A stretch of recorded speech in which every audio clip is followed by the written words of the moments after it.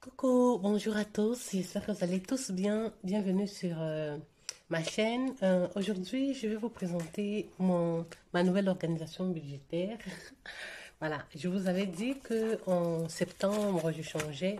Ça marque aussi, du coup, le mois anniversaire. Ça fait un an déjà que j'ai commencé la méthode des enveloppes. Et ma foi, je ne suis pas déçue d'avoir commencé cette méthode. En un an, beaucoup de choses se sont passées. J'ai pu, au fil des mois, ajuster ma façon de procéder. Donc aujourd'hui, c'est un changement qui avait déjà été annoncé pour le juillet ou juin, je ne sais plus trop, mais je m'étais rendu vite compte que les mois de vacances étaient des mois particuliers où je devais m'organiser autrement. Du coup, j'ai postposé cette organisation et puis j'ai bien fait, hein. Donc aujourd'hui marque un nouveau départ, une nouvelle page sur cette organisation budgétaire. J'ai un petit peu réfléchi sur comment est-ce que je vais m'organiser maintenant, à savoir que, euh, comme je vous ai annoncé, il y a voilà, une nouvelle phase de ma vie qui va commencer. Je dois déménager, donc aller dans un autre appartement avec un autre loyer. Mais voilà, je me suis dit, si je passe mon temps à postposer mon organisation, je ne vais jamais m'en sortir parce que les imprévus, ça fait partie de la vie, du quotidien même. Bref, ça fait partie de la vie, donc il faut faire avec. Il faut à un moment donné poursuivre ses objectifs comme on a pensé, peu importe voilà, ce qui peut survenir. Donc, trêve de blabla, je vais vous présenter tout ça. J'espère que vous, de votre côté, le mois de septembre a bien débuté, que vous êtes à fond dans vos organisations, voilà, votre façon de procéder, votre façon de vivre. Et ici, c'est la rentrée scolaire, donc voilà, c'est les enfants qui sont retournés à l'école la semaine dernière déjà, donc ça fait une semaine, c'est la deuxième semaine. Et pour moi, je ne veux pas dire que ça me laisse un peu de temps, parce que je dois me lever un peu plus tôt, mais bon, voilà, c'est chouette aussi, c'est aussi une bonne période. Donc, pour cette année, cette, ce nouveau départ, cette nouvelle année, parce que ça fait un an, c'est pas une année civile, non. Cette nouvelle année qui commence pour mon budget, j'ai décidé d'utiliser cet agenda de, voilà, c'est un agenda que j'avais déjà repéré l'année dernière, mais comme je disais, qui était, euh, on dit comment, limite, qui était qui n'était pas en stock, qui n'était pas disponible dans tous les sites où j'essayais de l'acheter. C'était en rupture de stock, voilà, c'est ça le mot que je cherchais. Et cette année, ici au mois d'août, je crois, j'ai vu Jenny de la chaîne de Budget D. Ah, c'est une chouette femme qui présentait cet agenda. Du coup, et voilà, j'ai sauté sur l'occasion, j'ai vu que c'était encore disponible. Je pense que d'ici fin septembre, on ne saura plus trouver. Donc, ça part très vite. Et j'ai décidé de tester un petit peu l'organisation de cet agenda budget. Il y a des astuces dedans qui conseillent mois par mois et des petits défis au mois à faire. Bien sûr, mon, mon agenda à moi que j'avais fabriqué, hein, mon déclic financier, il reste quelques mois, septembre jusqu'à décembre. Je vais continuer à l'utiliser en parallèle. J'ai quand même remarqué cette année qu'il y a beaucoup de choses vraiment inutiles qui ne me servent pas. Donc c'est un agenda que je vais update, que je vais, comment dire, que je vais optimiser, on va dire, et pour l'année 2023. Donc pour l'instant, je vais travailler pour vous avec cet agenda, comme ça vous verrez aussi si c'est intéressant et si c'est intéressant d'investir dedans. Donc nous sommes au mois de septembre. Donc au mois de septembre, ici le défi, on a l'agenda tout le mois de septembre. J'ai déjà marqué dans l'agenda les rendez-vous médicaux que j'avais. Hier, j'avais un rendez-vous médical avec mon fils chez l'ORL. On a été. Et le prochain rendez-vous, c'est avec mon autre fille chez l'ophtalmo le 26. Donc, j'ai déjà noté mes rendez-vous ici. Et ce mois-ci, on a un défi alimentaire. Je planifie mes menus, c'est ce que je fais déjà. Je fais toujours mes menus à la semaine. La petite nouveauté également, je vais me lever pour m'accorder une minute. Comme je disais, la petite nouveauté, c'est, voilà, j'ai acheté un petit tableau comme ça chez Action où je note mes menus à la semaine. Bon, la semaine s'est arrêtée au 15, donc c'est mieux pour moi, je note mes menus et puis j'efface, hein. Cette semaine, j'ai fait les menus plutôt dans l'autre papier, version que j'utilisais, c'était une version papier qu'il fallait compléter, mais je pense que je vais travailler sur ce petit tableau. Je pense que c'est plus pratique. On écrit et puis on efface. Voilà.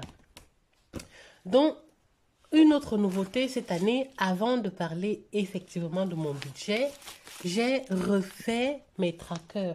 Donc, j'ai retravaillé mes trackers. Je vais les plastifier. J'ai pu trouver une plastifieuse à l'Aldi que j'ai pris avec des papiers. Donc, je vais plastifier ces trackers que j'ai fait ou enveloppe. C'est pas des trackers. Les trackers, c'est pour traquer les dépenses. Donc, oui, donc c'est plus pour noter mes épargnes. Voilà.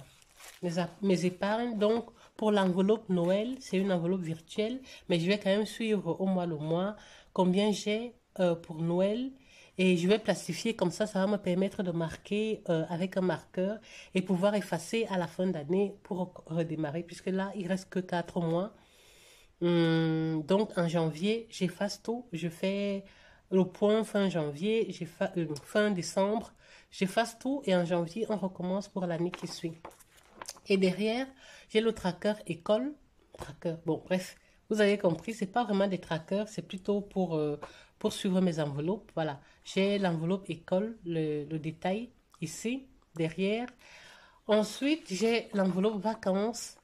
Là, j'ai linge de maison, j'ai entretien, le reste des enveloppes. Donc, à la fin du mois, s'il me reste quelque chose, je vais marquer ça, je marque la date et voilà ce qui reste. Mon défi 5 euros, il est là, représenté là. Ensuite, j'ai bien mon fonds d'urgence qui est là. J'ai ma déco de maison. J'ai les dons, mon enveloppe dons, voilà, que je compte vraiment ne pas laisser de côté cette année. Mon enveloppe nourriture d'hiver, santé, de mes chéris, mes bébés, mes amours.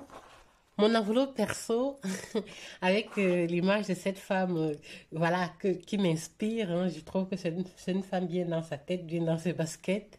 Et voilà, voilà, c'est une image qui m'inspire. Donc, du coup, j'ai mis ça sur mon profil, déjà mon petit jingle d'entrée pour ma chaîne et voilà, sur mon enveloppe perso. Parce que chaque fois que je vois, je dis, voilà, j'aimerais j'aspire à devenir une femme voilà, qui est en accord avec ses valeurs, en accord avec elle-même et en paix. Mon enveloppe essence, loisirs et resto, les soldes au shopping, mon enveloppe anniversaire. Ensuite, ici, j'ai les bilans. Donc, l'épargne mensuelle, donc j'ai regroupé les mois ici et une bonbonne qui reprend ce que j'ai mis de côté chaque mois et voilà, une petite annotation voilà, qui me caractérise ou qui me motive davantage. De la persévérance naît la réalisation. Oui. Donc, quand on est persévérant, on finit par y arriver. Ça, c'est sûr. Et mon épargne quotidienne, on a une semaine, 2 semaines, 3, voilà. Il y a des mois à 5 semaines. Donc, j'ai fait jusque 5 semaines. Et ensuite, le total de l'épargne de l'année, sur l'année. Donc, c'est un petit peu, voilà, les nouveautés que j'ai apportées déjà, en premier temps, dans mon organisation. En deuxième lieu, Je vous avais dit que j'allais vous parler, de vous dire comment est-ce que je me suis organisée avec le solde de mes provisions de charge. Donc, c'était un solde de 792,76 €. Je ne note pas déjà ici parce que je vais d'abord plastifier, après je vais mettre à jour. Ce solde de 792,76 €, donc il se peut que au budget du mois d'octobre, vous voyez que mes enveloppes ont été mises à jour parce que j'ai reparti ce solde ici. J'ai décidé de mettre dans mon fonds d'urgence une somme de 400 €. Voilà, comme ça, je ravitaille déjà très vite mon fonds d'urgence. Donc, 400 €, j'ai décidé de mettre dans mon enveloppe Noël une somme de donc 792, je ne prends pas les demi, j'enlève 400. Donc, j'ai décidé de mettre dans mon enveloppe Noël 150 €. J'ai décidé également de mettre dans mon enveloppe anniversaire. Voilà, mes deux aînés auront leur anniversaire ici. Fin de ce mois et début octobre, ils ont quelques jours d'écart. Donc leurs anniversaires vont arriver bientôt. J'ai décidé de mettre 150 €. Donc moi, ça fait 300. Il me reste 92 €. Et maintenant, en provision de charges, donc provision pour les charges fixes, tout ce qui est électricité, gaz et compagnie, je mets les 92 € restants. Donc, c'est comme ça que j'ai décidé de repartir ces provisions de charges restantes. Et c'est chouette, quoi. Bon, bref. Maintenant, pour ce qui concerne le budget en lui-même, j'ai aussi des changements. Donc, mon salaire, je regarde parce que mon salaire du mois de septembre, donc ici au mois de septembre, j'ai reçu un salaire de 1652,05 €. Je mets ça, je note directement ici. Comme il n'y a pas de... J'ai barré parce que j'avais mis un prévisionnel. Et ici, il n'y a pas une colonne prévisionnelle, c'est le montant réel. Du coup, c'était un peu embêtant parce que j'avais mis un montant et ce n'est pas ce que j'ai reçu. Et voilà, ça embête. Donc, il faut attendre d'avoir son salaire et de savoir combien on gagne pour pouvoir marquer. Alors que dans mon agenda, ici, j'ai une colonne prévision, une colonne réelle. Donc, c'est déjà un premier point négatif dans cet agenda. Du coup, j'ai reçu 1652,05 €. Voilà. En allocation familiale, ça ne change pas. Je prévois, je vais recevoir ça ces jours-ci, 612,15 €. Ça fait un montant total de 1652,05 plus 612,15. Voilà. Donc, ça fait 226, 2000, ça fait total entrée 2264,2. À savoir que j'ai vendu les vêtements et les chaussures de mes enfants ici fin du mois d'août pour 80 €, quelque chose comme ça. Mais cet argent, je l'ai utilisé, je l'ai utilisé, je n'ai pas utilisé, j'ai mis en épargne. Donc, je n'ai pas compté ça ici. Je ferai aussi un petit bilan là-dessus. Donc, j'ai 1264,2. Ça, ce sont mes entrées. Ce mois-ci, je paye encore mon loyer de 690,59. Je paye, c'était une provision, donc ça, je vais enlever parce que pour pouvoir déménager, j'ai été à ma banque et j'ai fait un emprunt. Bon, ça, je vous parlerai. Je pense que je ne dois pas laisser cette partie. Ça ne rentre pas du tout dans mon budget de ce mois-ci, donc je laisse tomber. Oui, je laisse tomber parce que, de toute façon, c'est à partir du mois prochain. Donc, en total entrée, on a 2264, 2. Et j'ai décidé, la grosse nouveauté, maintenant, je suis allée à ma banque et j'ai décidé de souscrire à un fonds d'investissement. Donc, tous les mois, j'enlève 10%. Je me paye en premier, d'abord. J'enlève, peu importe combien je gagne, j'enlève, j'ai décidé d'enlever 10% d'abord de mon salaire pour épargner. Cet argent est retiré le premier de chaque mois. Donc, quand mon salaire arrive, j'enlève d'abord les 10%. Ensuite, seulement après, je commence à faire ma répartition, mon budget. Euh, c'est, c'est quelque chose que j'ai toujours pensé faire en regardant un petit peu les personnes qui font la promotion ou qui parlent un petit peu de la méthode de dépense 10, 20, 30, 50 ou je ne sais pas quoi. Et je me suis toujours dit, pour les petits revenus, ça ne va pas, ça ne fonctionne pas. Parce qu'on a tellement de charges, des charges fixes. Je regardais, je checkais un peu mes charges, je ne voyais pas trop où est-ce que je pouvais enlever. La seule chose que je pouvais faire, c'est abandonner la voiture. Comme ça, je n'ai plus d'assurance pour la voiture, je n'ai plus les frais d'entretien, parce que c'est aussi un coût. Mais quelque part, la voiture aussi, c'est un mal nécessaire parce que, euh, voilà, c'est un outil qui sert. Voilà, ça sert. Et c'est vrai que ceux qui n'ont pas de voiture vont me dire, oui, mais je n'ai pas de voiture, mais je m'en sors. Ça dépend encore d'où vous vivez. Si vous êtes dans les grandes villes et qu'il y a les transports en commun, vous êtes pas mal desservi en transport en commun. Oui, là, franchement, la voiture, si on ne la prend qu'une fois tous les X temps, ça ne sert pas. Mais si on est dans des petites villes comme moi, des petites communes où même pour aller faire les courses, et voilà, c'est un minimum 1, 2 kilomètres. Tout ce qu'on peut vouloir faire, aller à l'hôpital. Moi, je n'ai pas d'hôpital dans ma commune. Il faut aller et on n'a pas les transports. C'est un bus le matin pour aller à l'hôpital le plus proche. C'est dans une autre commune. C'est à un quart de 20 minutes d'ici. Qu'est-ce que tu fais? Et pour aller en train, c'est 3 trains. Donc, l'hôpital n'est pas à côté. Donc, en fait, bref, pour beaucoup de choses, ce n'est pas pratique du tout de ne pas avoir la voiture. C'est compliqué. Donc, voilà. Quelque part, la voiture, c'est un mal nécessaire. Pour moi, en tout cas, pour l'instant, dans mon cas. Donc, j'ai checké mes charges fixes. Je n'ai pas vu ce que je pouvais enlever. Je me suis dit, oh, les méthodes comme ça, c'est pas du tout pour moi. Ça correspond à une catégorie de personnes.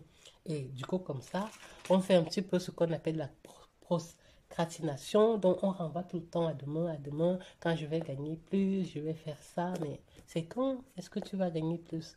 Alors, moi, je me suis dit, Jerry, franchement, il faut prendre le taureau par les cornes, prendre ta vie en main. Du coup, j'ai décidé, moi, à partir de ce mois-ci, cette date anniversaire de mon budget, de mettre 10 euros de mon revenu de côté. Et quand je parle de mon revenu, c'est mon salaire net.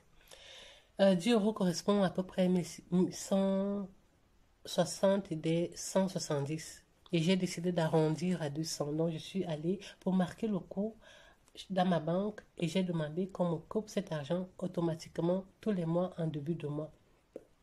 Et c'est comme ça un argent que je vais bloquer pendant 5 ans. Ça me permettra de constituer un apport pour pouvoir envisager euh, un logement, une habitation propre. Voilà.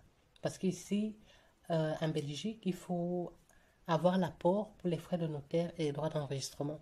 Donc, si on n'a pas ça, on n'a quasiment pas la possibilité d'emprunter. Et même quand on part dans les fonds sociaux pour emprunter, voilà, on demande quand même un certain apport. Donc, c'est ce que je vais faire. C'est pour constituer un apport pour acquérir voilà, mon habitat, ma résidence principale. Donc, je me donne 5 ans pour ça. Et le reste d'argent, je vais m'organiser comme je peux pour payer mes charges. Voilà, ça sera comme ça. Tant pis si c'est trop dur, mais ça sera comme ça. Voilà, ça peut-être pour me pousser à réfléchir, à voir comment est-ce que je peux gagner plus. Certainement pas en travaillant plus parce que j'estime que je travaille déjà trop. J'ai 2 mi-temps, temps plein, j'ai 2 temps pleins. Le temps plein avec les enfants, c'est un travail invisibilisé dans la société, mais Croyez-moi, c'est un travail de ouf. Et puis mon deuxième temps plein, travail ordinaire, quoi, pour lequel je suis payée, effectivement.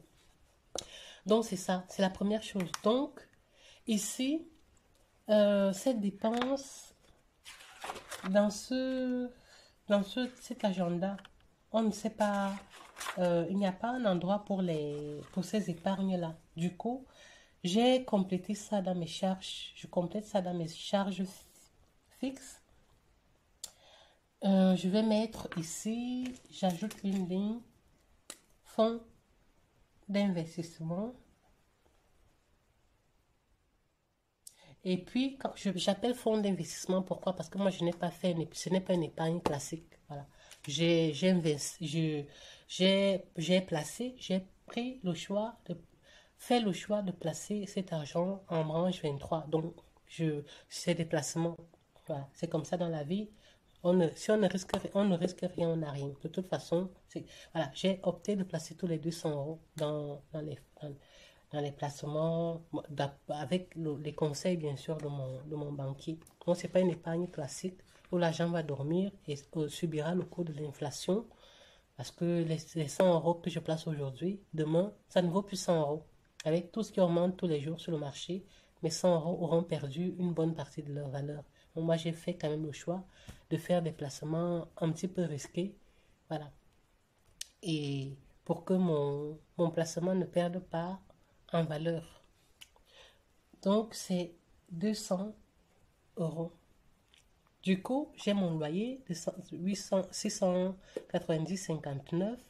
J'ai l'électricité ce mois-ci 75 euros. Le téléphone 10 euros. Donc, c'est l'abonnement GSM. Ici, c'est le GSM au téléphone portable. J'ai mon internet 49,99. J'ai les provisions de charge. Donc, mes provisions de charge, j'ai décidé de les mettre de revoir un peu à la baisse. 250 euros. J'ai mes enveloppes virtuelles, 320 euros. Je vous parlerai de la répartition de mes enveloppes virtuelles. J'ai mon épargne pension qui passe aussi automatiquement. J'ai l'épargne pour mes enfants, 100 euros.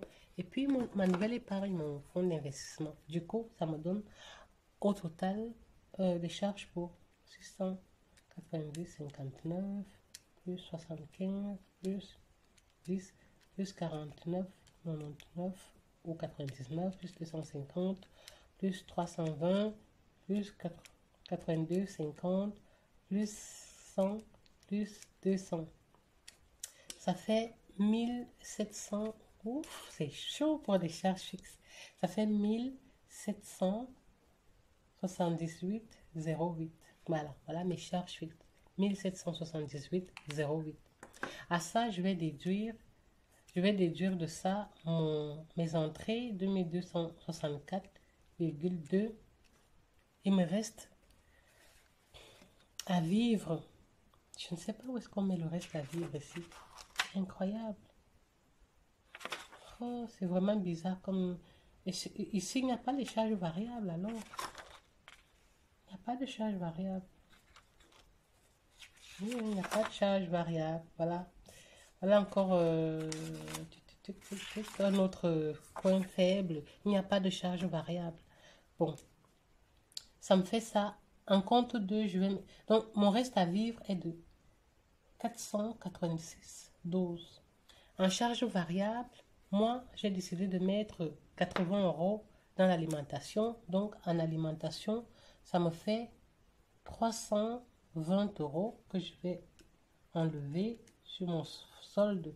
Et dans les enveloppes, dans mes enveloppes physiques, je mets 100, il reste 166 euros. Dans mes enveloppes physiques, je vais mettre 160 euros. Du coup, le solde de 6 euros 12 va rester dans mon compte. Ouais, voilà.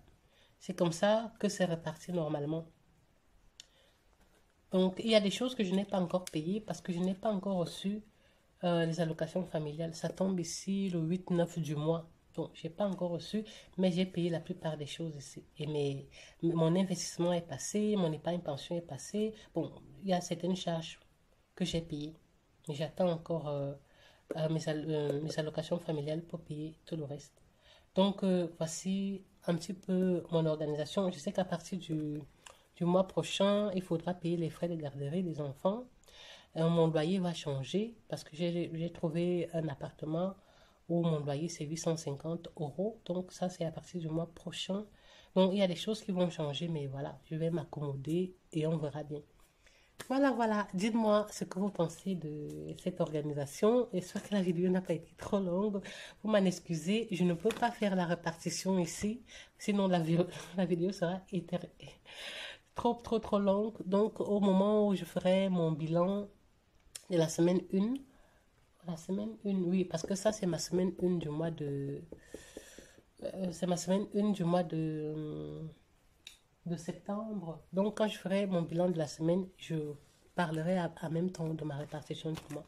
Donc, voilà, j'espère que vous avez aimé. Je vous retrouve en commentaire et je vous souhaite une belle semaine, une belle suite de semaine. Nous sommes mercredi et à bientôt. Au revoir, bisous.